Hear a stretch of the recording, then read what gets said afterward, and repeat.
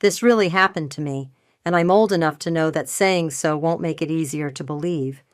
I wish it were just a clever parable, but I lived every cut of it, right here in Seattle, between jobs, rainstorms, and the soft glow of conference room glass. At the long glass table in the Fairmont Olympics smaller boardroom, under the humming chandelier and the silver water pitchers, the HR manager skimmed my resume and laughed, the sound bright and hard enough to make the CFO look up from his phone. It was a final round panel, their ops team, finance lead, a recruiter named Kelsey with eyelashes like little flags, and me. And we were gathered because my decade of turning around broken supply chains was supposed to be the answer to their mounting back orders. But Kelsey's laugh clipped through the room as if I'd brought a coloring book instead of a career. And in that clean, hotel air moment, I felt the scrim drop. She'd already decided to make me a spectacle. She pushed my resume back across the table with one pink nail resting on the line that said, Age, 59, Seattle, WA. I put my age on purpose because I'd learned the games they play, and I understood, too late, that the setup was the point. If you genuinely enjoy our stories, please subscribe to the channel, tell us where you're from, and what time it is right now. It's always fascinating to know how far our story flows. I had walked to the Fairmont from the bus stop at 4th and University, umbrella folded because the clouds were trying to be decent that afternoon. Inside, the marble smelled faintly of lemon, and at check-in, I joked with the concierge about whether the hotel's grandfather clock ever got jet lag from all the time zones it kept. I do that when I'm nervous. Find a joke, make someone smile. It gives me something to hold. By the time I reached the boardroom, my nerves had become a polite brightness. Northlake Analytics, said the CFO, introducing the company as if its name were a password. We're small but growing. Shipping delays are making us bleed. The CEO, a tall man named Chris with a scar on his chin and a voice that tried not to apologize for itself, added, We need someone who can command the chaos. Our customers are watching our delivery dates like it's their retirement money. He smiled at me. Your background at aerospace vendors, that's why you're here. Kelsey, in a cream blazer with the sleeves pushed up, glanced at my resume again. It's just so old school, she said, almost sing-song, for the whole room. Like, wow, these bullets are paragraphs. She wanted a laugh. She got her own. The operations director chuckled, nervous. The CFO smirked. I inhaled and looked at the chandeliers. I'm a Midwestern transplant. You can take the woman out of the church basement, but the church basement never leaves. I said, That's because I didn't want to waste paper. I slid my copy toward me, tapped the section on-time delivery improvements, and held steady. If you want TikTok bullets, I can make them. Something flickered across the CEO's face. If you've been in rooms like this long enough, you learn to catch flickers. Regret, embarrassment, the flash of realizing your team has just said the quiet part out loud. Chris cleared his throat. We're looking for outcomes, stories. What did you do when a vendor good as gold turned to lead? I told them about a winter in Tacoma when a paint supplier switched to a cheaper primer without telling us, and our parts started failing QA under salt spray. 2 pallets ruined in a week, a month from a contract deadline. How I dug through cereals by flashlight with a plant supervisor named Manny, the kind of man who drinks black coffee until it's just a dare, and how, when we found the microscopic shift in part lot codes, I locked the receiving gate and sent the supplier photos at 11:47 p.m. with a cure and correct email drafted so tight you could tune a violin on it. I told them about the conference call 2 days later, the apology that wasn't, the leverage we had because I'd kept my paperwork neat, and the temperature logs on a phone no one thought to check. How we filled the gap by calling a shop in Kent where an old army buddy of Manny's still ran oven cycles like a religion. The operations director leaned forward, sincere. That's the kind of fight we need. Kelsey lifted one eyebrow. She had the kind of expression I've only ever seen on very young people who have learned that being dismissive makes them look in charge. Our culture is different, Shirlalam, she said delicately. We move quickly. We promote innovation. We're trying not to get stuck in like legacy methods. The insult was thin as ice but sharp.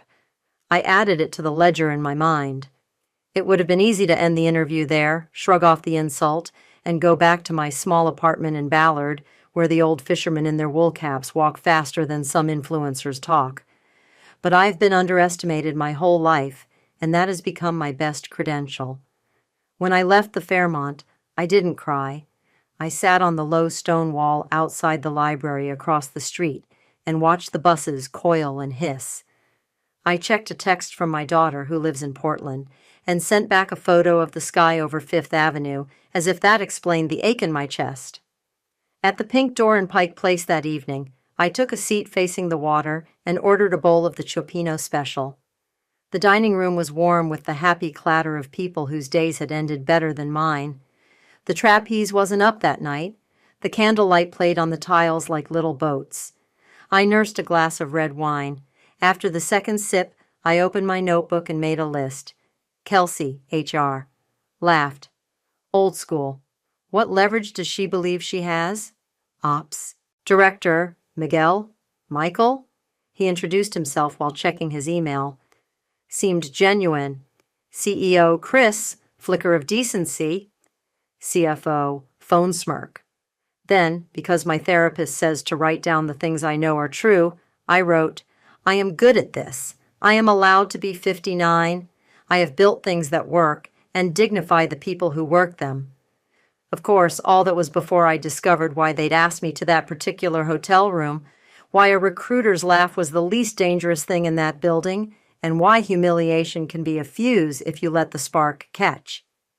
It took me a week to hear from them, and the message was one sentence from an anonymous email account that said, "Thank you for your time. We've moved on."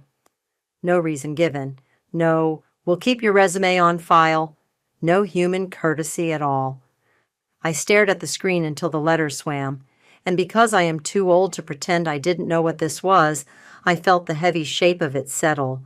Not just a rejection, but a dismissal, the way you shoo a fly. I forwarded that email to myself and saved it in a folder named Keepsakes. The next day, I met my old colleague Jerry at Mr. West on Olive Way, halfway between our two lives. He's 10 years younger than me and wears a beard like a compass, always pointing toward an idea. We shared a plate of caramelized Brussels sprouts that made him close his eyes with delight. "They passed?" he said when I told him about Northlake. "That makes me nervous.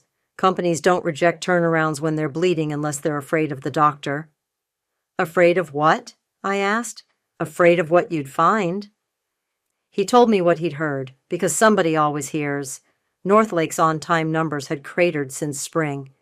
Their top vendor, Rainier Ridge Logistics, kept billing for rush shipments that were mysteriously necessary after forecast errors. Employees were leaving as if the exits had been taped with breadcrumbs. "They've got a people ops team that's more brand than backbone," he said. "Young, glossy, lots of motivational quotes, not a lot of law."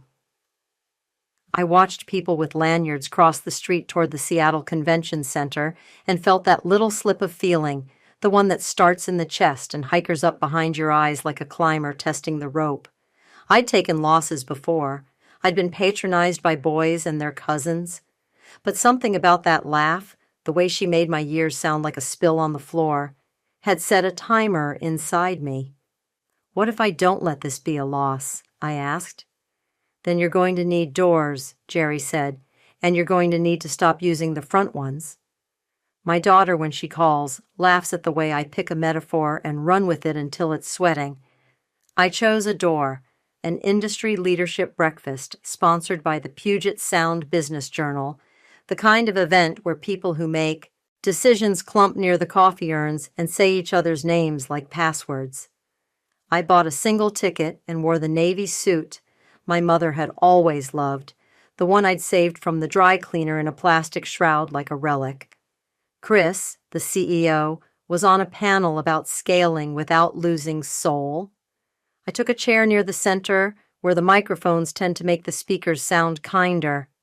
He spoke with that same, trying not to apologize voice, about customers and culture and the weather inside the building. I watched him like a detective watches a clock, and when the questions were over, I waited by the exit instead of the dais. He saw me before I saw him coming. His eyes did a small double blink, the way they had at the hotel. I stuck out my hand. I didn't take the laugh personally, I said, and it was the truth. But I did take the problem personally. I gave him one paragraph with no adjectives. On-time delivery failure rate doubled since April. Vendor dependency on Rainier Ridge suggests a claw of pricing power they hadn't earned. Forecast error curves that looked more like someone had shaken the graph. Manufacturing disruptions common in companies that have confused speed with haste. If you give me 1 week, off the books, I said, I'll bring you 3 findings and 2 options. Maybe it was the room. Maybe it was the quiet way I spoke. Maybe it was the way I didn't ask him for a job, but an hour. He frowned at the corridor as if it were a map. 1 week, he said. Consulting. You sign an NDA and don't talk to anyone you don't have to. Not even Kelsey, I said, before I could stop myself. He looked chastened, especially not Kelsey. The NDA arrived that afternoon from a paralegal with a sense of humor. I knew because the subject line said, "For your review, our last hope." I signed, scanned, and returned. They sent me a temporary Okta login that made me feel like a guest, borrowing a key from a neighbor who keeps their house too clean. By the time the sun sank behind the cranes in the port and turned Elliott Bay the color of a bruised plum, I had my first handful of receipts. You learn quickly to follow the boring things: purchase orders, approval hierarchies, timestamps, Slack channels where the tone jumps a half tone when a particular name appears. In the first night, I found 3. An approval chain that routed through people ops for culture impact on any change to supplier agreements. That was odd. A swarm of late-night Slack messages in our ops triage that ended in apologies instead of action, and a spreadsheet in the COO's Google Drive called Sprints for Q3 that included one tab named Plan B, Don't Open. Plan B, Don't Open had been opened 42 times. The next morning, I sat at a high table at Cafe Allegro in the alley off University Way, a place that smells like the first day of every ambitious semester that ever was. I mapped out the vendor network on paper, old school, arrows and nodes, humming under my breath as if the lines made music. Rainier Ridge Logistics sat fat in the center of it all. Anytime procurement tried to pressure a second vendor to improve, the chain bent right back to Rainier Ridge with a new reason why the alternative wasn't possible this week, like a magnet behind glass tugging a pin. I would have brought this to Chris on day 2, maybe even that afternoon, if an email hadn't arrived with a subject line that shot ice down my spine. It was from Kelsey, direct. "We need to talk about boundaries, Bravo," she wrote, as if she were explaining office fridge rules to an intern. "I've been alerted that you've been contacting managers without clearing those interactions with people ops. That's not how we do things at North Lake. Let's connect. 2 p.m., 9th floor, glass huddle room." No one had alerted her. She had a watcher in the logs or a finger on everything that moved. Either way, it meant my week had just become something else. Not an assessment, but a heist where the alarms were already armed. I went because sometimes you walk into the room to see how many guns are on the table. The 9th floor had a view of the sound that made even the highway look poised. Kelsey was already there, legs crossed, a tablet in her lap. She didn't stand. She didn't offer a seat. "We need to set expectations," she said, and smiled, an empty, pretty thing. "Do we?" I said, and took the seat anyway. "You're here to observe," she said. "Not to upset. You know, we don't want to spook people. Morale is delicate." "And what would upset them?" I asked. She tilted her head. "When people feel judged." The word hung between us like a perfume. I looked past her to the ferries cutting white V's in the bay. "Are you judging me, Kelsey?" I asked very gently. She laughed again. "That bright little coin you flick with your thumb." I mean, your resume is kind of intense. I smiled, but not with my eyes. You know what they say about resumes, I said. They're just receipts. She bristled, just slightly, and I knew then what Jerry had meant about doors, how you don't always have to kick them. Sometimes you just stand near them long enough and people will show you what's behind. Stay in your lane, she said, and her soft voice sharpened. Or we'll end this agreement early. I rose. You'll need cause, I said, and I'm very boring to fire. I left her with the view. In the elevator, a young engineer in a ski jacket stared at my face and then down at his shoes as if he had just seen a mother at a war. The doors opened on the ground floor.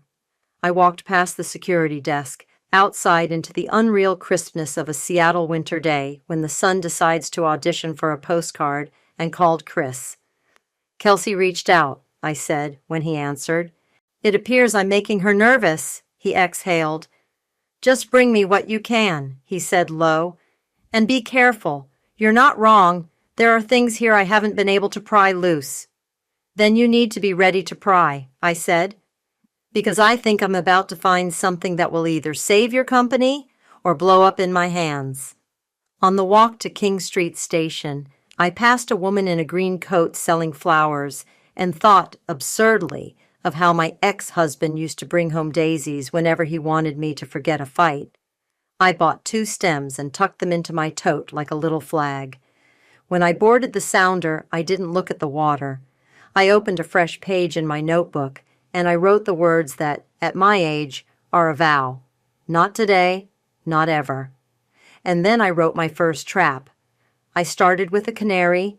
I wrote a request for proposal, short, almost casual, the way overwhelmed teams write when they're on fire and begging for water, and I salted it with a few distinct mistakes, like a map only I could read. I called it North Lake Contingency Fulfillment Pathways Draft, and put in a deliberately odd freight break. Pallets exceeding 1,047 lbs must split at yard on W marginal way. No one, ever, uses 1,947 pounds as a threshold. I also spelled guarantee the way my 3rd grade teacher always hated guarantee, and I put a wrong address for our Roosevelt Micro warehouse, 1 digit off, which would send a truck to an alley behind a PHO place that doesn't take cards. I shared the dock with exactly 4 people: the operations director, whose name I'd learned was Miguel, the CEO, a junior buyer from procurement who had asked me good questions about lead times, and Kelsey. I told all 4 the same thing. This is a draft for a secondary logistics partner. Please don't forward. Final will go to vendors next week. Then I waited. The way you wait for a storm, the barometer has promised. You can tell a lot about a company by what happens when you sit very still. Within an hour, Miguel added 3 comments correcting my intentionally wrong Roosevelt address and wrote, "Love the idea of splitting by weight class. Can we make it round?" The junior buyer suggested we add a clause about layover penalties after 8 hours. Chris left it alone. Kelsey didn't touch the dock.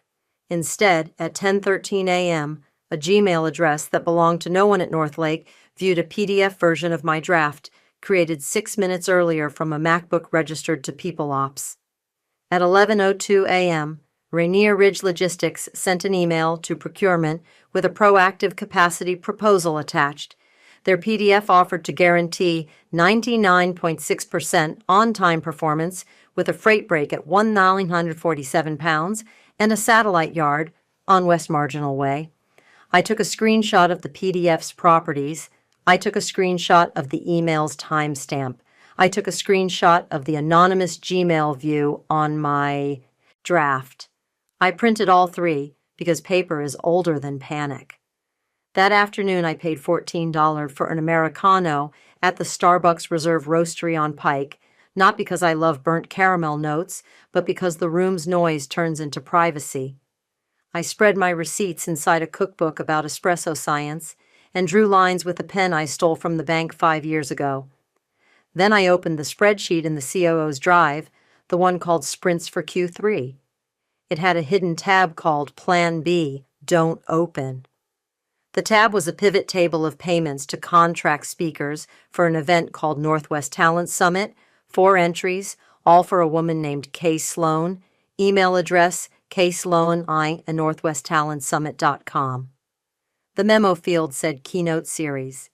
The amounts mapped suspiciously well onto months when Rainier Ridge invoiced Rush Lanes. Every time the Rush invoices piled, a Kay Sloan keynote fee hit a week later. Kelsey's last name was Sloan, no E.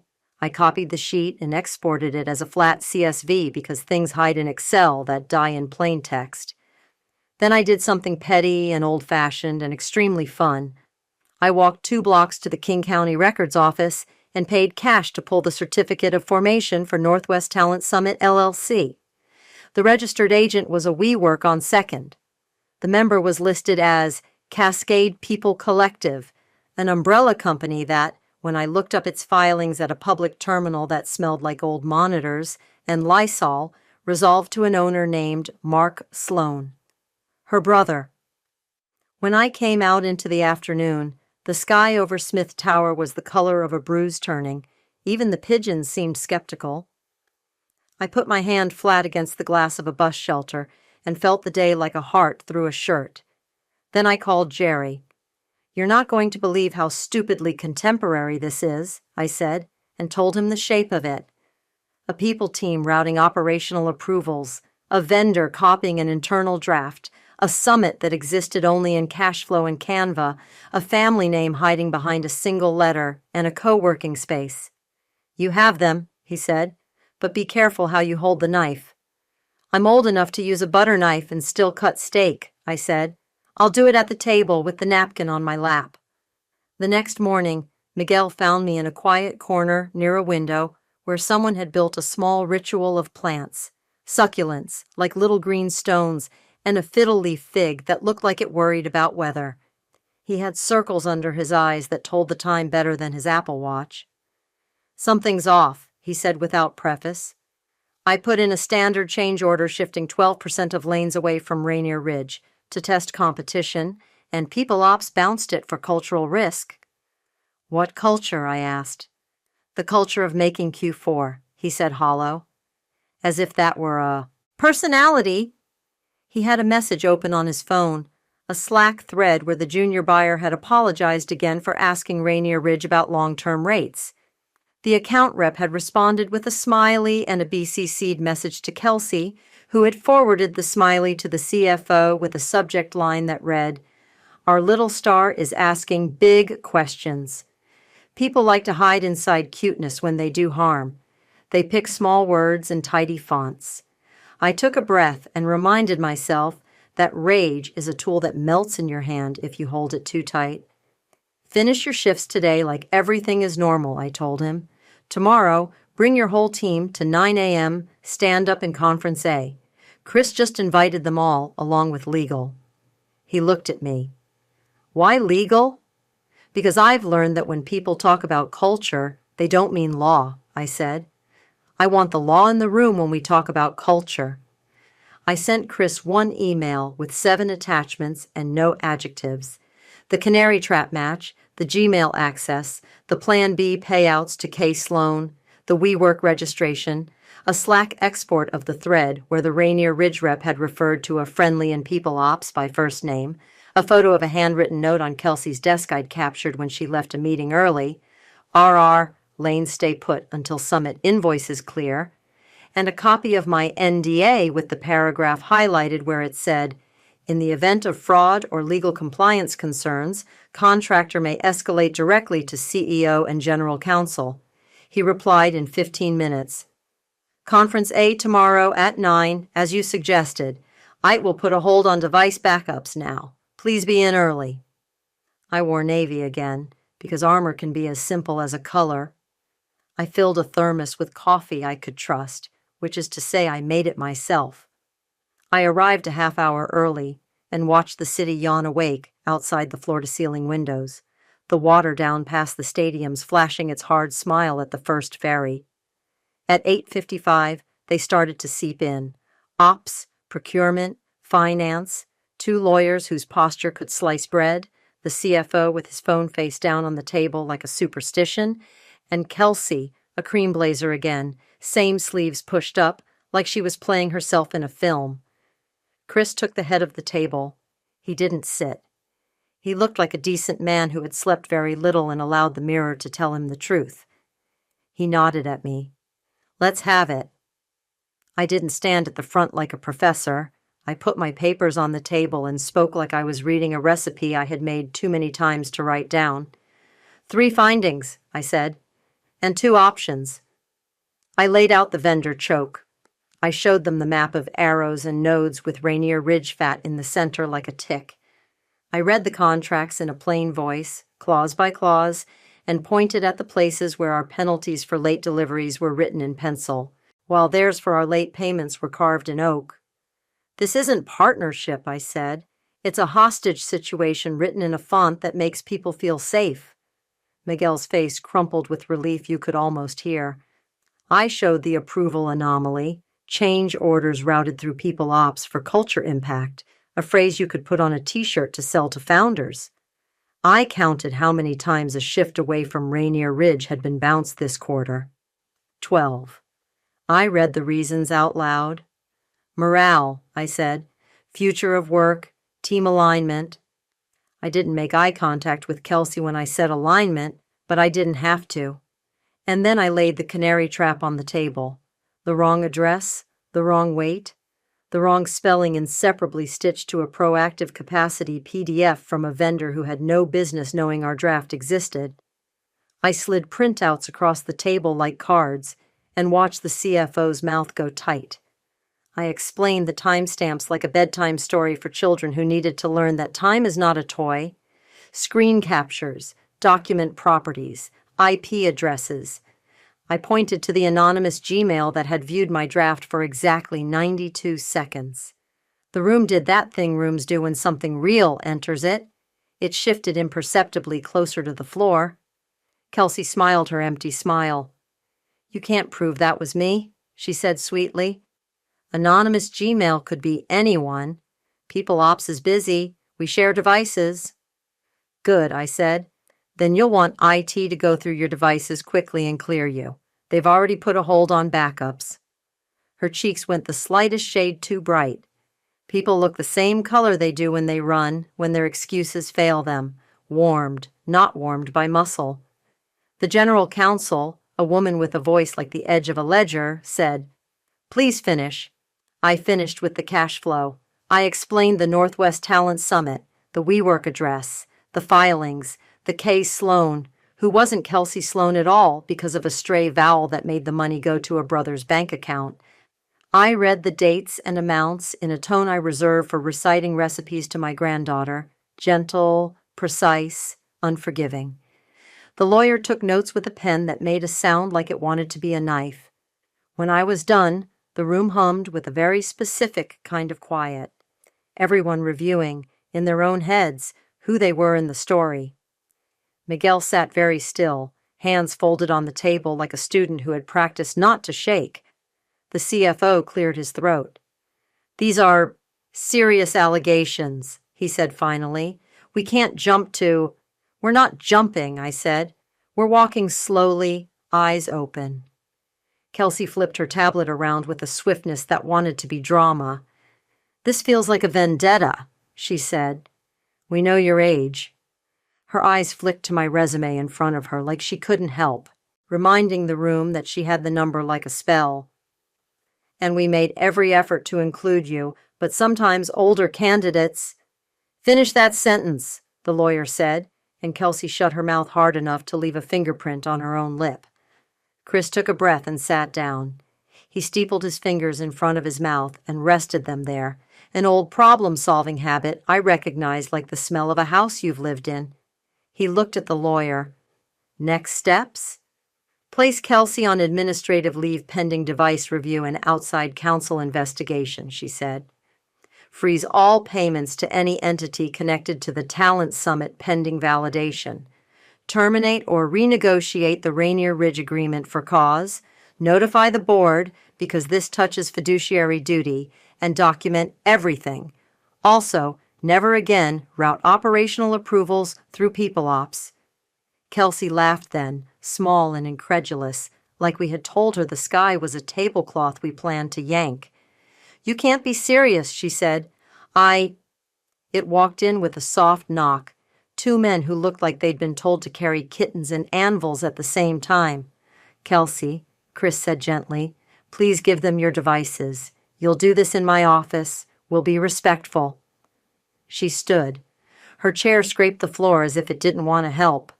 For a second, she looked at me as if I had stolen her name from her. "This isn't over," she said, but her voice did the thing voices do when they have run out of stairs. "You're right," I said quietly. "It's not." They left. The door closed. The room spilled its held breath. The CFO put his phone near his elbow again, like a little animal he was pretending was sleeping.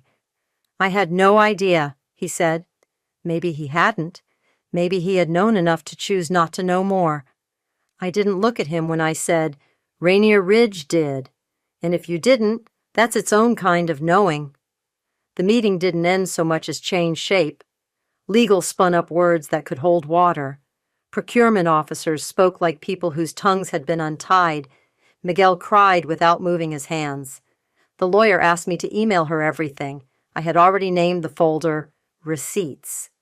When the room finally emptied, the sun had come higher and crueler, reflecting off a building a few blocks away that liked to pretend it was a sword. Chris stayed.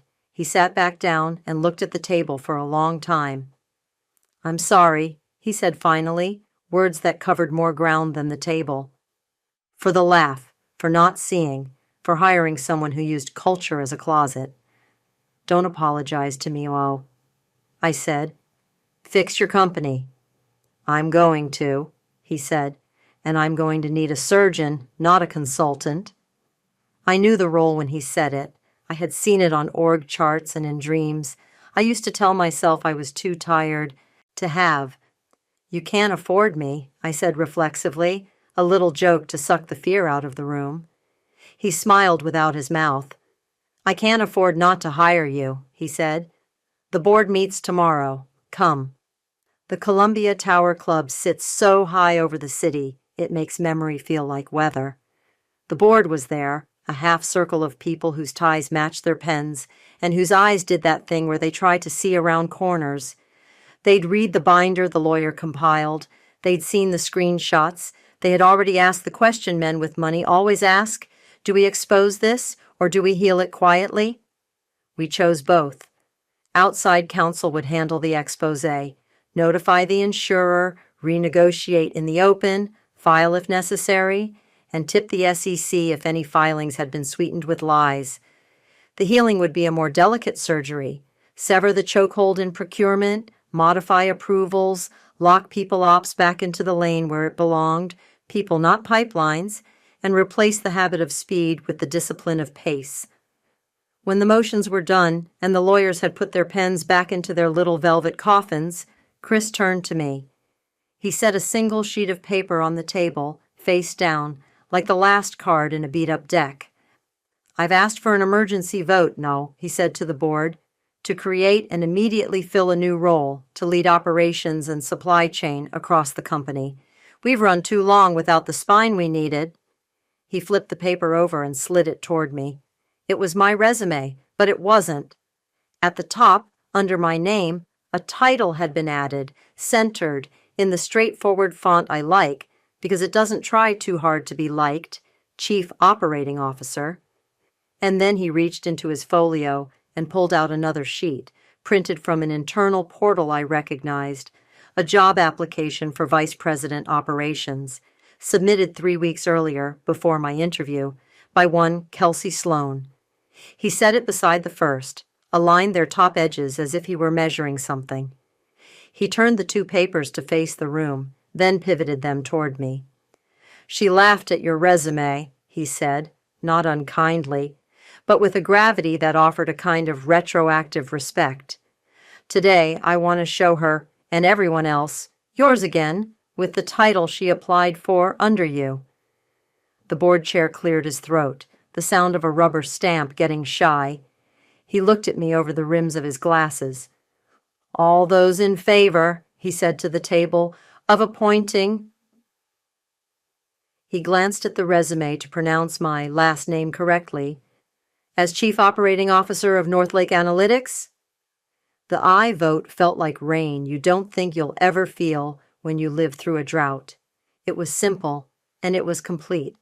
Afterward, when people had done the ritual of handshakes and card exchanges and careful smiles, when the lawyer had whispered to me that HR would now report to legal until she rebuilt the department into something that remembered the definition of its first word, when the CFO had mumbled something about taking responsibility that sounded more like taking vacation, when Miguel had hugged me with one hand, as if he was afraid I'd vanish, Chris asked if I had time for lunch.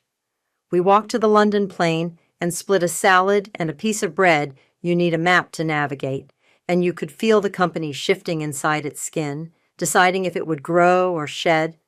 Sometimes you get the satisfaction you imagine, the dramatic reversal, the clean line. More often, you get dailiness, long nights sorting out contracts, meetings where two people talk in different languages about the same wrench, emails at 1:14 a.m. that start with quick question and end in 6 attachments. I took it all the way a person takes a child's hand when crossing a street, firm, patient, willing to stop if a car pretends it doesn't see you. 2 weeks into the job, after the outside counsel had sent their first letter, and Rainier Ridge had responded with the performative surprise of a magician pretending he didn't put the rabbit there, legal called to say the device review had yielded exactly what we thought it would. No summit, no speeches, a handful of invoices rendered from a template, and a trail of emails where Kelsey had asked her brother to make it look real and keep it to keynote-ish words.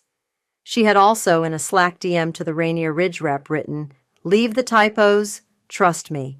Trust me." I stood at the window of my new office and watched a barge make its slow, unashamed way south.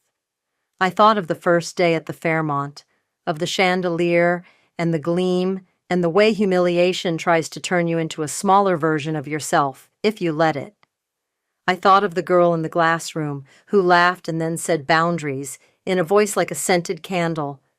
I thought of the older woman I am, with the soft knees and the hard hands, and how long it took me to like both. A week after the device review, Chris asked me to sit in on the exit meeting. It wasn't necessary. Legal could have done it without me. But I went because there's a kind of closure that isn't about cruelty. It's about saying out loud what you know and letting the knowing sit between you like a cooled sword. Kelsey came in wearing black, as if for a funeral. She didn't look at me. The lawyer read the terms. The words severance and cause and clawback all did their quiet ballet. Kelsey signed, eyes wet but jaw set, the way you set a picture on a hook that is too small. When it was over, she stood and reached for her bag. Then she looked at me, and for a second she was just a very young person who had learned a very old truth the hard way, that doors you close on other people have a way of swinging back. You didn't have to make it personal, she said. You could have just done your job. I thought of the first sentence I had written in my notebook. I am allowed to be 59, and I said, "This is my job. The part where you laughed, that was personal. The part where you sold my company for a vowel, that was criminal." She left without slamming the door. We all have to keep something we can lose later. News traveled the way it always does here, through coffee lines, across bus aisles, down Slack channels that begin with words like "Thanks, celebrate," and "You're random," and end with secrets. Rainier Ridge's VP sent me a long email insisting on miscommunications. I responded with attached copies of their own proactive capacity proposal, with my wrong weight, my wrong street, my wrong spelling, and put the subject line in 12-point like a heartbeat. Clarification. They renegotiated at a loss to keep the rest of our business while we built a bench of vendors who didn't require a mirror held up to them to behave. On my first Friday as COO, I walked to the Seattle Public Library, the big one, the diamond-cut glass, and took the escalators up into that odd orange level that makes you feel like you're inside a dream of a koi pond. I sat in a chair that looked like someone had sketched it in 5 lines and then dared it to hold. I called my daughter. I told her the whole story, soup to nuts, laugh to vote, resume to resume. "Mom," she said, laughing so hard she had to take the phone away for a second. "He showed her your resume with the title she wanted under you?" "He did," I said. "He really did."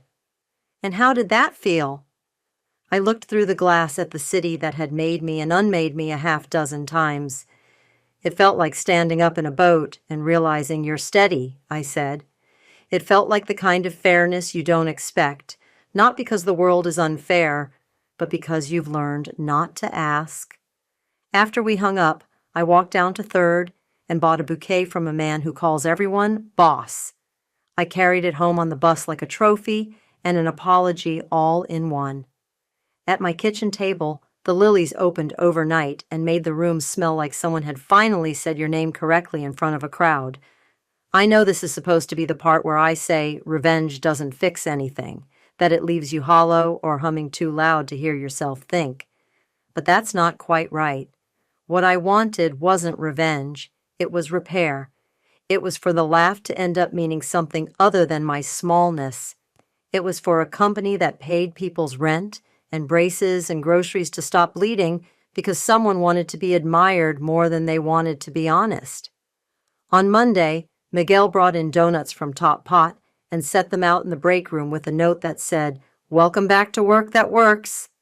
People were careful at first, the way they are after a flood, stepping between wet marks on a floor you can't see.